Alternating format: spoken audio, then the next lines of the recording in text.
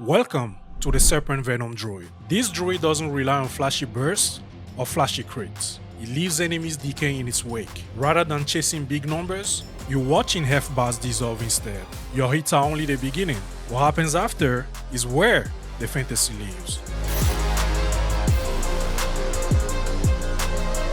The entire build revolves around staying in Swarmblade Form, like permanently. Once you shapeshift in, you are in until the end of the fight. No downtime, no dancing around. You'll be stacking poison and frostbite at the same time, scaling 2 ticking time bombs on every enemy you touch. The stacks ramp up so fast, they leapfrog onto your next target before you even turn to face them. The main damage comes from Serpent Strike, which applies its own unique poison damage over time. It also shuts down enemies' crits and gives you an 18% kill threshold, which means anything on low life gets erased from the timeline before they can even blink. And yes, even bosses. This build hoards vitality, melee crit chance, and damage over time multipliers like forbidden alchemy ingredients, then stirs them into a rot soup, erasing everything it touches. I am not in danger. I am the danger. Mobs and bosses melt so fast at 1000 corruption, I had to double check I wasn't accidentally running normal echoes. It's clean, ruthless, ridiculous, and plays like a Venom blender. Alright fellas, let's crack open the Venom jar and dissect what makes this thing absolutely over the top. This is your beastie form and timeline erasing masterpiece. Once you shift in, you gain a new set of abilities which no longer scale off mana but rage. Armblade Slash becomes your main attack, but it's also how you spread poison, frostbite, and trigger tornadoes. Why does poison and frostbite matter? Stick around to find out. You also get access to dive on cooldown, which grants you haste and lets you reposition constantly.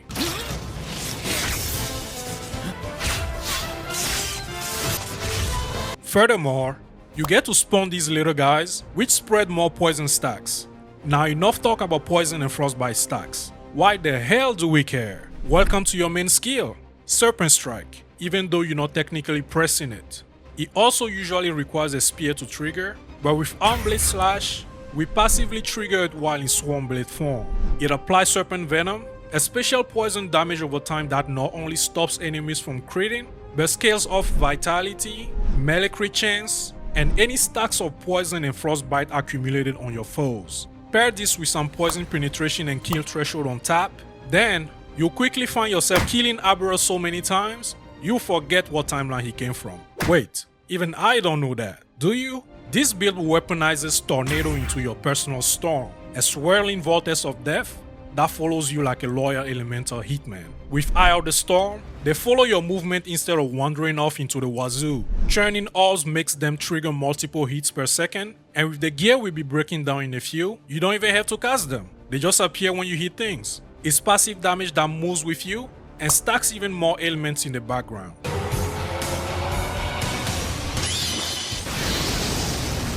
Well, this one is mostly passive too, triggered on hits thanks to our idols. You summon multiple totems at once and they explode when they expire, applying tons of poison and frostbite stacks.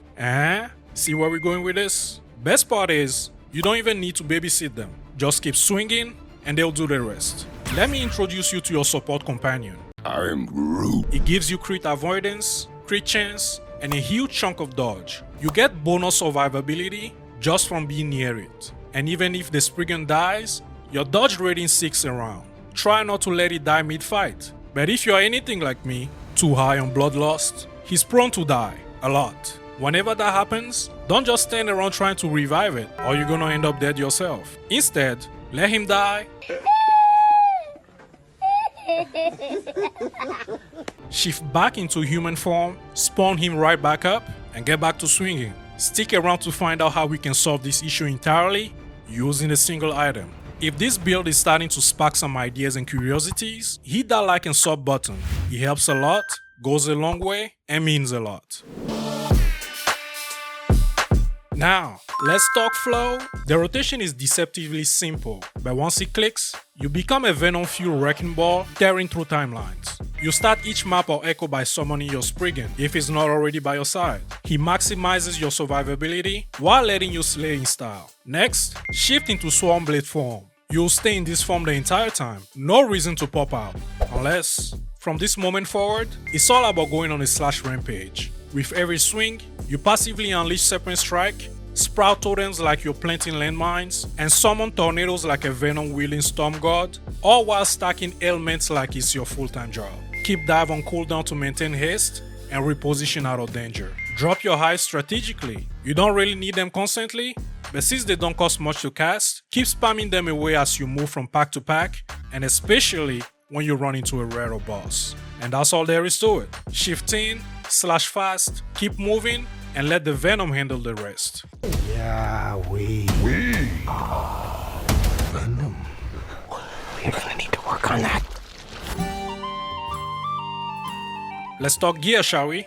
Your main weapon of choice is Weaver's Gift. This thing does everything. Damage over time penetration and resistance shred, health leech from damage over time sources, and a great source of crit chance and attack speed for the build. It's your sustain, your scaling, and your main source of kill juice. With the offhand slot, you've got two spicy options. If you're getting slapped around the high corruption, go with Bastion of Honor. It stacks block effectiveness, converts strength into mitigation, and gives you flat health from block. But if you're tired of your Spriggan dying mid-fight and leaving you exposed, grab Haka's Phoenix. It brings your leafy body back to life automatically, saving you the manual res. Plus, it opens up a couple of extra skill points and throws in a juicy dose of crit chance while it's at it. With this, we stack vitality, crit chance, and we can leech off crit. But guess what? Your damage ain't coming from crits anyways. It's all about stacking and watching the raw take hold. Mantle of the Pale Ox redirects up to 24% of the damage you receive to your highest health minion. In this build, that's your Spriggan. So basically, you get to tank hits without wearing the bruises.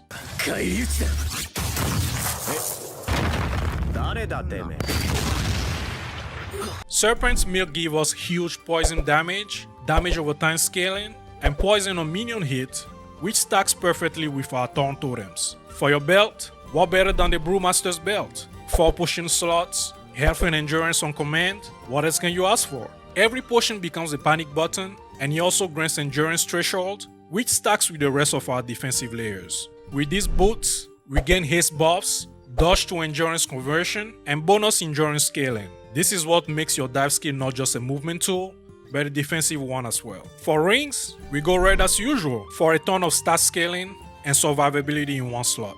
But if you don't have access to these, just grab a couple of copper rings to juice up your crit chance. These gloves cast Tornado for free. You hit stuff, Tornado spawns, and that's it. You're pretty much doing double duty without using another skill slot.